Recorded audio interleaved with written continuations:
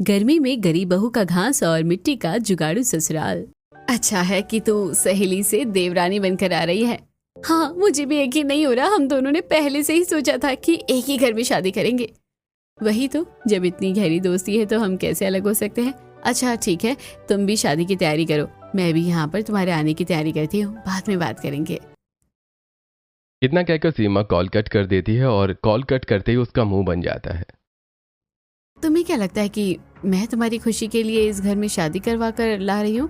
अरे अगर मुझे तेरे साथ रखना होता तो पहले ही अपने देवर से शादी करवा देती। एक बार शादी करके आ तो सही, तब पता चलेगा कि असली क्या खेल है। सीमा का असली चेहरा कुछ और ही था। उसने पायल के सामने अलग तरीके से बात की और अकेले में कुछ और ही गहरा राज छुपा रही थी। जल्दी ही सीमा के गहरे राज का पर्दा उठने वाला है। फिलहाल आगे बढ़ते हैं। यहाँ दोनों घरों में शादी की तैयारी धूमधाम से चल रही थी। मुझे अच्छा लग रहा है बेटा कि तुम सीमा के ही ससुराल में जा रही हो। तुम दोनों बचपन की सहेली हो और हमेशा साथ पली बड़ी हो, इसलिए हमें तुम्हारी चिंता थोड़ी कम है। हाँ बेटी, बिल्कुल। अब सीमा के ससुराल वालों को उसके घर वाले भी अच्छे से जानते हैं और फिर वहां पर तुम्हारा साथ देने के लिए तुम्हारी सबसे अच्छी सहेली भी तो होगी। इस तरह शादी का दिन नजदीक आ जाता है और पूरे रीति रिवाजों के साथ दोनों की शादी हो जाती है और शादी के बाद उनका गृह प्रवेश करवाया जाता है। पायल गृह प्रवेश करके घर के अंदर आती है। घर में आने के बाद कुछ रस्में की जाती हैं। चलो अच्छा है कि सब कुछ सुख शांति से हो गया। मुझे तो बहुत खुशी हो रही है पायल तुम्हारे इस घर में आने की। हाँ भाभी, आपकी खुशी तो अलग से ही झलक रही है।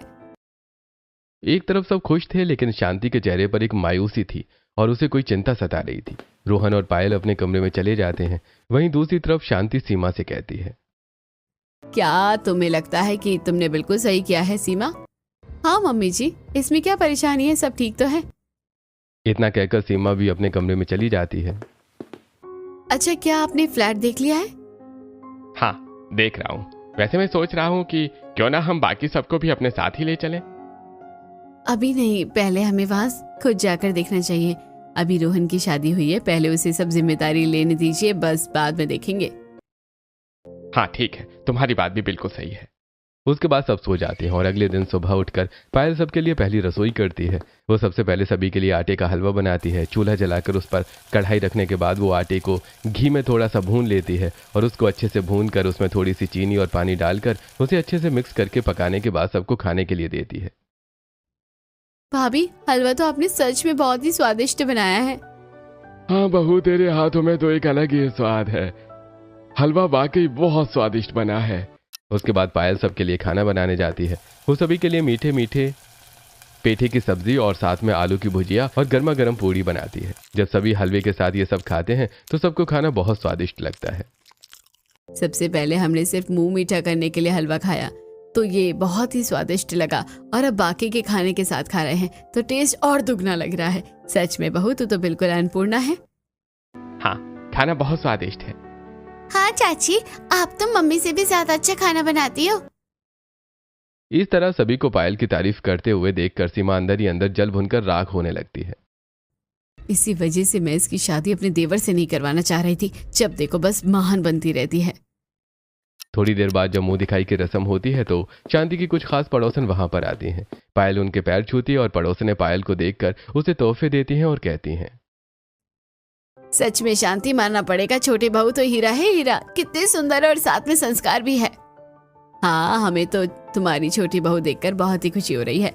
हमें तुम्हारी छोटी बहू बहुत अच्छी लगी। अब ये सब सुनकर जो सीमा को जलने की कसर थोड़ी बहुत बची थी, वो बची कुची कसर भी अब पूरी हो जाती है। जहाँ देखो बस हर कोई इसी की तारीफ करता रहता है, इसलिए मैं नहीं चाहती कि कभी भी इसके साथ मैं सेम घर में रहूं, क्योंकि जब भी देखो हर जगह सबका ध्यान अपनी तरफ खींचने में लगी रहती है। इस तरह दिन बीत जाते हैं। एक दिन जब पायल और सीमा दोनों साथ में बैठकर खाना बना रही थी। कितनी ज्यादा गर्मी हो रही है, गर्मी तो अब बस बढ़ती जा रही है। इस गर्मी की वजह से तो हम बहुत परेशान हो जाएंगे। हाँ, गर्मी का कहर तो सच में बहुत बढ़ रहा है। इस गर्मी की वजह से हमेशा दिमाग भी गर्म रहता है, लेकिन मुझे खुशी है कि हम दोनों अब एक ही घर में हैं। पायल को तो खुशी हो रही थी, लेकिन अभी वो नहीं जानती थी कि एक मुसीबत उसका इंतजार कर रही है। 2 दिन बाद घर के बाहर एक टेम्पो आता है और उसके अंदर घर का मेन सामान लोड हो रहा था। अरे अरे, ये पुराना कूलर नहीं, वो नया कूलर रख दो। जी ठीक है। सीमा सारा सामान टेम्पो में लोड करवा लेती है। मुझे बिल्कुल अच्छा नहीं लग रहा सीमा कि तुम यहाँ से जा रही हो। मैं तो बिल की हमेशा साथ रहना चाहती हूँ। हे भगवान, ये कितना बोलती रहती है, बिल्कुल हाथ मुंह धोकर पीछे पड़ जाती है। बस जल्दी से यहाँ से जाऊं तो पीछा छूटे इससे मेरा। हाँ बिल्कुल, अगर सब साथ रहते हैं तो ज्यादा अच्छा होता है। मम्मी जी, आप तो अच्छे से जानती हैं कि हम यहाँ से जाकर खुश नहीं हैं, लेकिन अब इनकी नौकरी इतनी दूर हो गई है, इसी वजह से जाना तो पड़ेगा ही। इतना कहकर सीमा वहां से चली जाती है और अब घर में कम सदस्य रह जाते हैं। लेकिन अब पायल के लिए सिर्फ यही एक परेशानी नहीं थी, उसके लिए बल्कि एक और बड़ी चुनौती थी। आज दोपहर में फिर से रोहन जॉब से घर वापस आता है। वो कमरे में कपड़े बदलकर बिस्तर पर लेटा था, तब पायल वहां जाती है। आज आप ऑफिस से जल्दी घर आ गए? क्या आप हाफ डे लेकर आए हैं? अरे मुझे हाफ डे लेने की क्या जरूरत है, मैं तो सीधा नौकरी छोड़कर आया हूँ। यह बात सुनते ही पायल के पांव तले जमीन खिसक जाती है और वो परेशान होकर कहती है, क्या कहा? आपने नौकरी छोड़ दी? लेकिन आपने ऐसा क्यों किया? आपने इस एक हफ्ते के अंदर ये दूसरी नौकरी छोड़ी है। अगर आप ऐसा करोगे तो घर का खर्चा कैसे चलेगा? देखो, घर का खर्च को चलाना मेरी जिम्मेदारी नहीं है, ये सब तो भैया अपने आप देख लेंगे। लेकिन मैं किसी के यहाँ नौकरी नहीं कर सकता। जब देखो मुझे ऑर्डर मारते हैं। मैं तो अपना खुद का बिजनेस करना चाहता हूँ। मुझे तो अपना खुद का बिजनेस चाहिए और मैं अपनी मनमर्जी का मालिक बनूंगा। यह बात सुनकर पायल को गुस्सा आ जाता है। भैया पहले ही कितनी मेहनत कर रहे हैं और अब वो लोग फ्लैट में चले गए हैं, वहां पर उन्हें उसका होम लोन भी भरना है। अब भैया कब तक कमाकर ऐसे हमें देते रहेंगे? अब आपको भी कुछ करना चाहिए। सिर्फ इस रीजन की वजह से आप नौकरी नहीं छोड़ सकते, वरना घर में खाने के लाले पड़ जाएंगे। देखो, मुझे ज्यादा शिक्षा देने की जरूरत नहीं है, समझी ना। तुम्हें इस घर में आए हुए अभी सिर्फ 10 दिन हुए हैं, लेकिन तुम्हें नहीं पता ये घर ऐसा नहीं है, काफी अलग है। यहाँ सब चीज का इंतजाम हो जाता है। अब तुम जाओ यहाँ से और मुझे आराम करने दो और अपनी अगली इन्वेस्टमेंट के बारे में सोचने दो कि मुझे कौन सी शेयर मार्केट में इन्वेस्ट करना चाहिए। मुझे तो लगता है कि आपका बचा कुचा सब कुछ गंवाने का इरादा है। पिछली बार जो पैसे लगाए थे वो भी डूब गए हैं। कम से कम इस बार तो रहने दीजिए, ये एक जुआ है। लेकिन रोहन कहाँ पायल के समझाने से मानने वाला था। एक तरफ घर में राशन खत्म होने वाला था और वहीं दूसरी तरफ रोहन की लापरवाही। अब तो उसने बिल्कुल नौकरी ढूंढना भी बंद कर दिया, जिसकी वजह से पायल बहुत परेशान रहती थी। एक दिन, मम्मी जी, राशन खत्म हो गया है, अब हम क्या करेंगे? कोई बात नहीं बेटा, तू चिंता मत कर। मैं अभी पवन से कह देती हूँ, हमें कुछ वो पैसे भेज देगा। लेकिन मम्मी जी, भैया से इस तरह पैसे मांगना अच्छा नहीं लगता। पहले ही उनके ऊपर पैसों का लोड है, उनके ऊपर इस तरह और बर्डन डालना अच्छा नहीं है। मैं जानती हूँ बेटा, लेकिन हमारी मजबूरी है और हम उसके अलावा क्या कर सकते हैं? तुझे तो पता है कि रोहन का स्वभाव कैसा है। मुझे तो समझ नहीं आ रहा कि जब तुझे पहले ही पता था कि रोहन ऐसा है तो तूने उससे शादी करने के लिए हाँ क्यों कहा? नहीं मम्मी, मुझे शादी से पहले इन सब चीजों के बारे में कुछ भी नहीं पता था। यह बात सुनकर शांति के पांव तले जमीन खिसक जाती है। अरे मम्मी जी, आप चिंता मत कीजिए। मेरी फ्रेंड शादी करके यहाँ आएगी तो सब अच्छा हो जाएगा। हम दोनों इस घर में साथ रहेंगे। बेटा, मुझे उस चीज से कोई परेशानी नहीं है, लेकिन तुम तो रोहन की आदत के बारे में अच्छे से जानती हो ना। किसी भी लड़की की शादी रोहन से करवाना मुझे तो ठीक नहीं लगता। जब तक ये सुधर नहीं जाता तब तक इसकी शादी का कोई फायदा नहीं है। अरे मम्मी जी, आप चिंता मत कीजिए, मेरी सहेली आकर अपने आप सब ठीक कर देगी। उसे इस बारे में सब पता है। शांति भी आगे पायल को और क्या ही कहती। उदास होकर वो अपने बड़े बेटे पवन को फोन करती है। माफ करना बेटा, तुम्हारे वहां जाने के बाद भी मैं अभी तुमसे पैसे मांग रही हूँ, लेकिन तुझे तो पता ही है रोहन कैसा है। उसने फिर से नौकरी छोड़ दी है। इस रोहन का तो मुझे कुछ समझ ही नहीं आता मम्मी। पता नहीं कब समझेगा।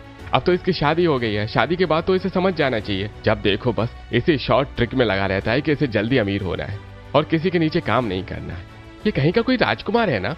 बाकी आप चिंता मत करो, मैं राशन भिजवा दूंगा। इस चीज के लिए कभी भी आपको चिंता करने की जरूरत नहीं है, आखिर आप मेरा परिवार है। शांति का बड़ा बेटा पवन बहुत ही लायक था और वहीं दूसरी तरफ उसका छोटा बेटा रोहन बिल्कुल नालायक था। आज पवन राशन की दुकान से कुछ राशन घर पहुंचा देता है, लेकिन पायल को यह भी बिल्कुल भी अच्छा नहीं लग रहा था। इसलिए उसने ऑनलाइन काफी सारी कंपनी में अपना रेज्यूमे सेंड किया। दूसरी तरफ घर में इतनी गर्मी, सीमा अपने साथ सारा सामान ले गई थी और घर में सिर्फ अब एक कूलर ही बचा था, इसलिए सब साथ में सोते थे। आजकल ये कूलर की हवा भी फेल होने लगी है। सच में यहां तक बिल्कुल हवा ही नहीं आ रही है। अरे तो भैया को बोल दो ना कि हमें नया कूलर लाकर दे देंगे। अब क्या जिंदगी भर बुढ़ापे तक का तेरा ठेका वही लेता रहेगा? तुझे शर्म नहीं आती? तुझे भी तो कुछ कर लेना चाहिए। तो क्या हो गया? हम सब एक परिवार हैं, और अभी जो आप मुझे बेवजह डांटते रहते हैं, देखना एक दिन जब मैं बहुत अमीर हो जाऊंगा तब आप सब मुझे सैल्यूट करोगे। रोहन की ऐसी हरकतें देखकर पायल को तो बहुत गुस्सा आता था, इसलिए उसने फैसला कर लिया था कि वो नौकरी करेगी। अगले दिन शांति को वो बताती है, मम्मी जी, मुझे कंपनी ने कांटेक्ट किया है और मुझे इंटरव्यू के लिए बुलाया है, तो मैं आपसे पूछना चाहती हूँ क्या मैं नौकरी कर सकती हूँ? बेटा, तुझे इतना परेशान होने की जरूरत नहीं है, अभी तेरी नई नई शादी हुई है और तू आते ही काम करेगी। अब मम्मी जी, रोहन जी तो काम नहीं कर रहे, तो किसी न किसी को तो करना होगा। इन्होंने किसी से पैसे उधार लिए हैं। कल उस आदमी का भी इनके पास फोन आया था, इसलिए मुझे लगता है कि किसी एक को तो काम करना जरूरी ही है। शांति को भी मजबूरन न चाहते हुए भी हाँ करना पड़ता है, और अब पायल इंटरव्यू के लिए जाती है। देखिए, आपकी नॉलेज तो बहुत अच्छी है, यानी आपने पहले 1 साल कंपनी में काम किया, लेकिन उसके बाद गैप क्यों आ गया? दरअसल उसके बाद मेरी शादी फिक्स हो गई थी और कुछ समय के लिए मुझे जॉब से गैप लेने को बोल दिया गया। ठीक है, तो कल से आप यहाँ पर ज्वाइन कर सकती हैं। Thank you so much sir. इस तरह पायल को जॉब मिल जाती है और वो खुशी खुशी घर आती है। जब ये बात सबको पता चलती है तो सब खुश होने के बजाय थोड़ा दुखी होते हैं। क्या बात है, आप सब इतना परेशान क्यों हैं? क्योंकि हमारे नालायक आवारा बेटे की वजह से तुम्हें नौकरी पर जाना पड़ रहा है। बहू, मुझे बिल्कुल भी अच्छा नहीं लग रहा। कोई बात नहीं पापा जी, मुझे पूरा यकीन है कि एक दिन उन्हें सब समझ आएगा, लेकिन तब तक हमें भी तो कुछ करना चाहिए। वहीं गर्मी से सबकी हालत खराब थी और निधि जब पानी पीती है तो एक तो पहले घर में फ्रिज था, सीमा भाभी फ्रिज भी ले गई, अब तो ठंडा पानी भी नहीं मिलता। तुझे कहा तो था बर्फ खरीद कर ले आ, माँ लाती तो तब जब पैसे होते। सबको परेशान देखकर पायल एक जुगाड़ करती है। वो रसोई के पास वाला एरिया, वहां की मिट्टी को अच्छे से खोद देती है। पायल ने निधि को घास लेने भेजा था, और निधि जब घास लाती है तब पायल वहां पर बहुत सारी घास रखकर उसमें पानी डाल देती है। फिर वो मटके पर गीला कपड़ा लगाकर उस मटके को उसके अंदर रख देती है। थोड़ी देर बाद पानी ठंडा हो जाता है। भाभी, आपने कितना अच्छा जुगाड़ किया है। हाँ, पानी बिल्कुल ठंडा हो गया। अब इस तरह पायल जॉब करना शुरू कर देती है, लेकिन इतनी गर्मी में सुबह घर का काम करके जाने के बाद और ऑफिस से पूरा काम करके घर आकर काम करने में पायल की हालत खराब हो रही थी। इसीलिए रमेश, शांति और निधि सब उसकी मदद करते हैं। जब अगले दिन पायल ऑफिस से घर वापस आ रही थी तो बाप रे, कितनी ज्यादा गर्मी है। इतनी गर्मी में तो पूरा सिर घूमने लग गया है। पायल घर आती है तो देखती है कि निधि आटा गूंथ रही थी और शांति और रमेश दोनों मिलकर सब्जी काट रहे थे। मम्मी जी, पापा जी, आप दोनों को इस तरह परेशान होने की कोई जरूरत नहीं है। मैंने कितनी बार कहा है कि ये काम मैं खुद कर लूंगी। क्यों बेटा, अगर हम मदद कर देंगे तो कुछ गलत हो जाएगा? नहीं ना, तू इतनी मेहनत से बाहर से काम करके आती है, तो क्या हम तेरे लिए इतना भी नहीं कर सकते? हाँ बहू, चिंता मत करो, हम खाना अच्छा बनाएंगे। हाँ, तुम्हारे जितना स्वादिष्ट नहीं बना पाएंगे, लेकिन खाने लायक तो बन जाएगा। हाँ भाभी, आप जल्दी से नहा लीजिए, फिर हम। इस बात से सभी बहुत घबरा जाते हैं और उसे जल्दी से हॉल में लाकर चारपाई पर कूलर के सामने लिटाया जाता है। सब गर्मी की वजह से हुआ है। एक तो ये कूलर भी कितनी कम हवा देता है। सभी को गर्मी से परेशान होता देखकर पायल को बिल्कुल भी अच्छा नहीं लगता। गर्मी से सबकी हालत खराब हो रही थी और उसके पास इतने पैसे नहीं थे कि वो अभी कुछ नया कूलर या एसी खरीद सके। रात को वो इसी चिंता में सोती नहीं और करवटें बदलती रहती है। तब अचानक से पायल को एक आइडिया आता है। बचपन में हमें याद है हम कैसे मिट्टी के घर में रहते थे। हमारे गांव में तो ऐसी बहुत सी चीजें हैं, क्यों ना मैं भी अपने गांव वालों के लिए ऐसा कुछ करूं। इससे उन्हें गर्मी कम लगेगी और फिर कुछ समय बाद मैं पैसे जमा करके उनके लिए कूलर ले आऊंगी। पायल को बहुत अच्छा आइडिया आता है। अगले ही दिन वो इस बारे में सबको बताती है और निधि के साथ जाकर तसले में नदी किनारे से मिट्टी लेकर आती है। भाभी, इस तरह तो हमें बहुत चक्कर लगाने होंगे मिट्टी के लिए। हाँ निधि, करना तो होगा, क्योंकि पापा जी की तबीयत गर्मी की वजह से कितनी खराब हो गई है। अगर किसी को भी हीट स्ट्रोक आ गया तो बहुत दिक्कत हो सकती है। इस तरह पायल और निधि दोनों गर्मी में बहुत मेहनत करती हैं और ढेर सारी मिट्टी लाकर आंगन में जमा कर लेती हैं। भाभी, आज तो बहुत थक गए हैं, अब बाकी काम कल कर लेंगे। अब पायल सबके लिए ठंडे पानी की शिकंजी बनाती है और जब सब पीते हैं तो सबको अच्छा लगता है। ओह, मजा आ गया, आपने बहुत अच्छी शिकंजी बनाई है। हाँ, आज तुमने इतनी मेहनत की, उसका रिवॉर्ड है। फिर तो लगता है कि डेली ही मेहनत करनी पड़ेगी। अब अगले दिन पायल ऑनलाइन एआई की मदद से घर को ठंडा रखने के लिए बहुत सी चीजों के बारे में पढ़ती और समझती है और उसके बाद निधि को दिखाती है। देखो, हमें घर को ठंडा करने के लिए ये सब करना होगा। सबसे पहले घर की दीवारों को मिट्टी और घास से लीपना शुरू करते हैं। अब पायल और निधि घर के अंदर की दीवारों को मिट्टी से लीपना शुरू करते हैं। उसमें शांति भी थोड़ी बहुत उनकी मदद कर देती है। पायल के मना करने के बाद भी शांति नहीं मानती और इस तरह उनका अंदर की दीवार का काम जल्दी ही खत्म हो जाता है। उसके बाद वो बाहर की दीवार को शुरू करते हैं। बाहर की दीवार को वो 3-3 बार कोट लगाते हैं। शाम तक वो बहुत थक जाते हैं। हालांकि काम बहुत थकाने वाला था, लेकिन आज ही कितनी ज्यादा राहत मिल रही है। हाँ, कमरा काफी ठंडा लग रहा है। उसके बाद अगले दिन वो फिर से काम शुरू करते हैं और पायल ने कुछ दिनों के लिए ऑफिस से छुट्टी ली थी। मैं जानती हूँ ये काम बहुत थकान वाला है, लेकिन हमें जल्दी ही काम खत्म करना होगा क्योंकि मुझे वापस ऑफिस भी जाना है। ज्यादा दिन छुट्टी भी नहीं ले सकती हूँ।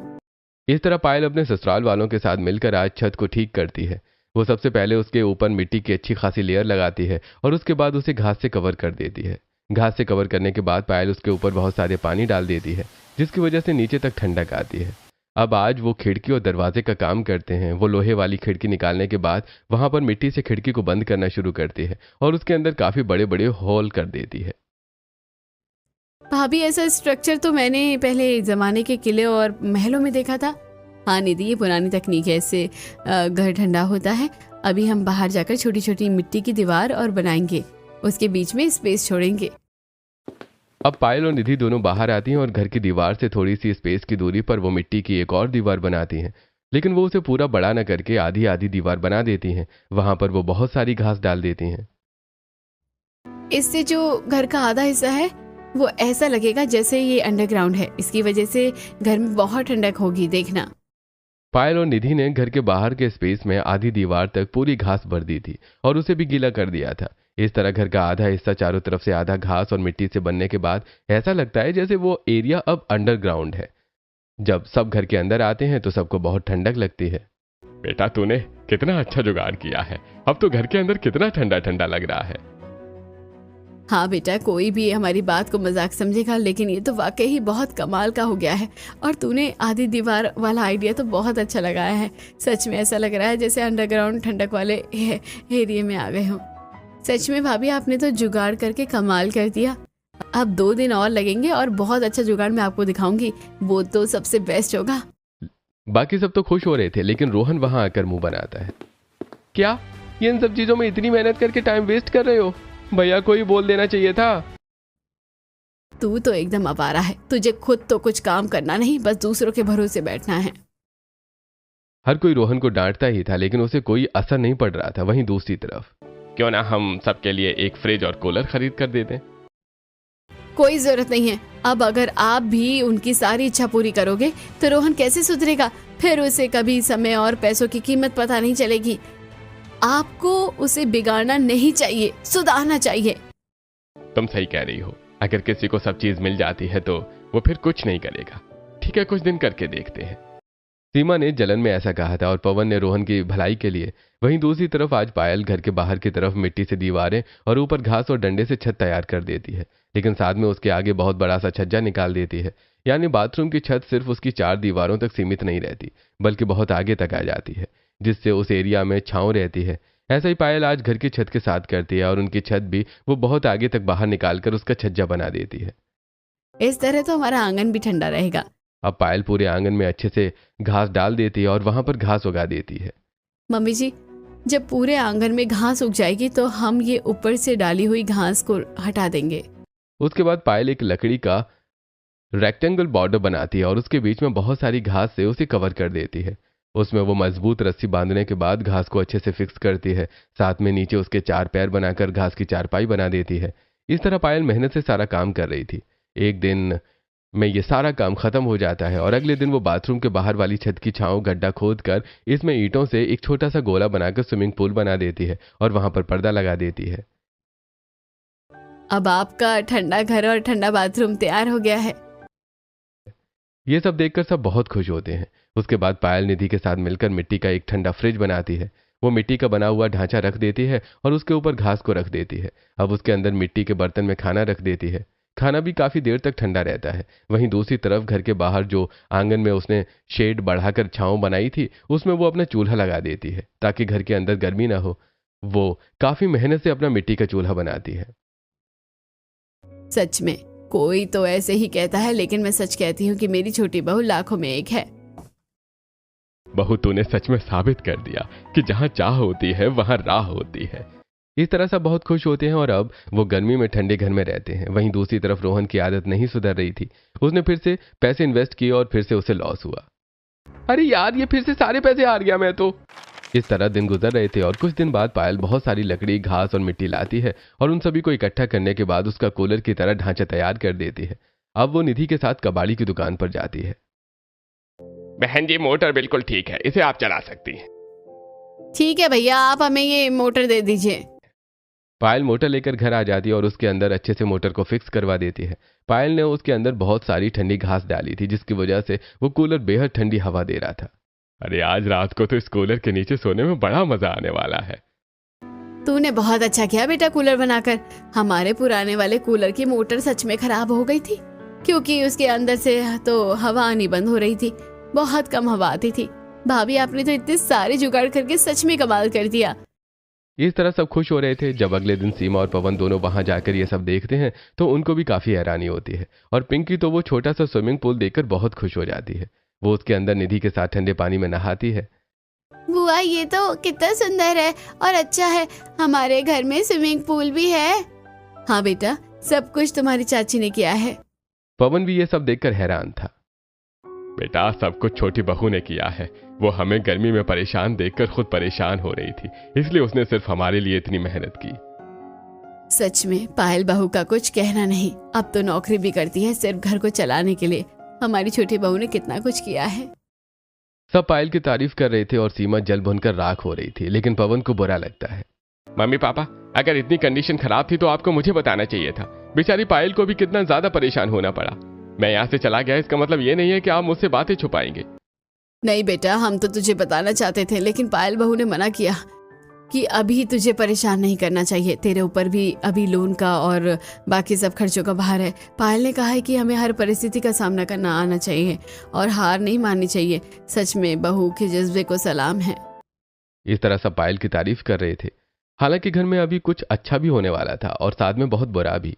कुछ दिन बाद पायल सबको बताती है कि वो माँ बनने वाली है, तो इसकी खुशी सबको हो रही थी, लेकिन साथ में रोहन को भी इसकी खुशी थी। हाँ पायल, मुझे बहुत खुशी है। फिर तो मैं अपने बच्चों के लिए और मेहनत करूंगा और जल्दी अमीर होकर उसे बहुत अच्छी जिंदगी दूंगा। मैं तो बस आपसे इतना कहना चाहूंगी कि हम शॉर्टकट की बजाय अगर अच्छे से चले तो हमारी जिंदगी अच्छी हो सकती है, क्योंकि ऐसे में बहुत लॉस हो रहा है। लेकिन रोहन कहाँ समझने वाला था। अगले दिन उसने जिस आदमी से कर्जा लिया था वो आदमी अपने साथ कुछ आदमियों को लेकर वहां आता है।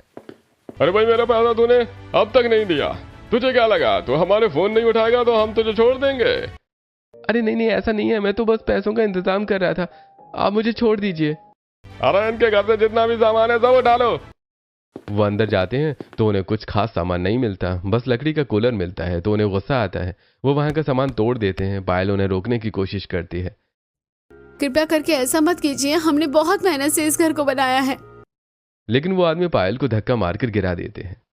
ऐसा मत समझना कि हम तुझे छोड़ देंगे। तुम्हारे तो घर में भी कुछ ढंग का नहीं है। धमकी देकर आदमी वहां से चला जाता है। लेकिन रोहन को पायल की बड़ी चिंता होती है, तो वो उसे जल्दी से हॉस्पिटल लेकर जाता है। वहां पर पायल की डॉक्टर उसे चेक करती है। अभी तो बच्चा और माँ बिल्कुल ठीक है, लेकिन अगर दोबारा ऐसा कुछ हुआ तो कुछ भी हो सकता है, ध्यान रखिए। ये सब देखकर और ऐसा सुनकर रोहन के मन में डर बैठ जाता है। आज रोहन लाइफ की सिचुएशन को देखकर बहुत सीरियस था और गुमसुम भी। वो किसी से नजरें नहीं मिला पा रहा था कि उसकी वजह से ऐसा हुआ। वहीं दूसरी तरफ पायल भी मायूस थी कि इतनी मेहनत से उसने जो जुगाड़ किए वो सब खराब हो गए। लेकिन पायल के अंदर अलग ही जुनून था। इतनी आसानी से वो कहाँ हार मानने वाली थी। वो उन सबको ठीक करती है। सबसे पहले जो फ्रिज टूट गया था उसे ठीक करती है। बेटा रहने दे, अब क्यों दोबारा मेहनत कर रही है, सब खराब हो गया। तो क्या हुआ मम्मी जी, यही तो जिंदगी है, जो खराब होता है उसी को संवारना होता है, चाहे वो मिट्टी हो या सोना। ये बात रोहन के मन को छू जाती है और वो अब पायल का ऐसा जुनून देखकर उसकी मदद करता है। ये देखकर पायल बहुत खुश होती है। कोई किसी से कुछ नहीं कहता, लेकिन सब एक दूसरे को देखकर फिर से हिम्मत करते हैं और सब कुछ ठीक करते हैं। जो फ्रिज टूटा था उसे ठीक किया जाता है। बाहर जो मिट्टी की दीवार खराब थी उसे दोबारा ठीक करके उसके गैप में घास को डाला जाता है। फिर दोबारा चारपाई को भी ठीक किया जाता है। इस तरह सब कुछ ठीक हो जाता है और इस बार वो नई सिरे से कूलर बनाते हैं। इस बार रोहन ने कूलर बनाने में सबसे बड़ा सहयोग दिया।